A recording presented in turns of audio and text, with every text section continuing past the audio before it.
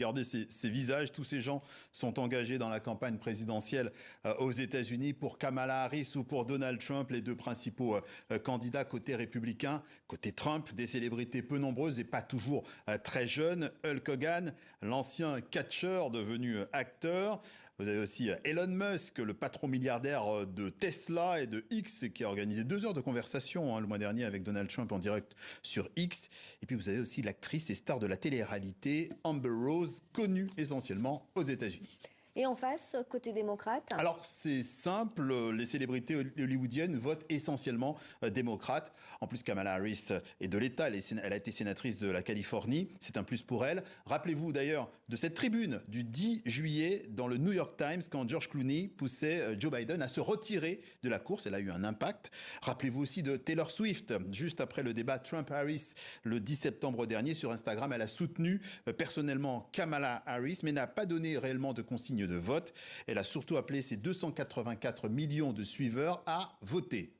Et là aussi, Patrice, ça a eu un impact? Oui, l'impact est surtout dans les levées de fonds, mais quand même, juste après le débat Trump-Harris, on a noté un regain d'intérêt pour l'élection avec un bond de plus de 337 000 nouvelles visites sur le site vote.org. C'est le site de référence de mobilisation autour du vote aux États-Unis. Le profil des visiteurs du site est important. Avant le débat, il s'agissait majoritairement de la tranche d'âge 55-65 ans. Après le débat, les visiteurs étaient majoritairement des 18-24 ans. C'est le cœur de cible de Taylor Swift. La priorité, ce sont donc les jeunes électeurs. Et c'est ce que soutient l'historien Stephen J. Ross qui a étudié la question. Écoutez. Il ne s'agit pas seulement d'attirer les regards des 50% qui votent à chaque fois, il s'agit aussi d'attirer le vote des jeunes. Et le vote des jeunes a tendance à être démocrate, généralement aux 2/3. Voilà. Et le mois dernier, une étude de l'université d'Harvard, pilotée par Ashley Spillan, spécialiste de l'engagement civique, concluait sur cette idée. Les jeunes électeurs font relativement peu confiance à leurs dirigeants et aux institutions, y compris aux médias traditionnels. Mais les célébrités sont souvent une rare exception. D'ailleurs, l'an dernier, déjà, Taylor Swift, encore elle, avait, après une simple publication sur Instagram, réussi à convaincre plus de 35 000 personnes à s'inscrire pour voter.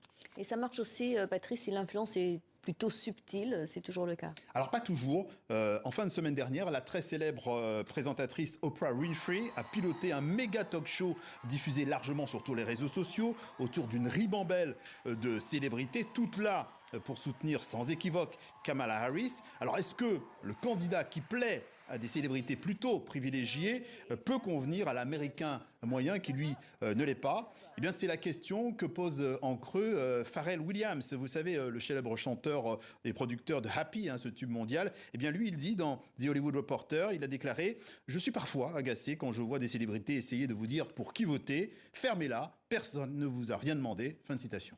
Merci Patrice et on vous retrouve évidemment très bientôt.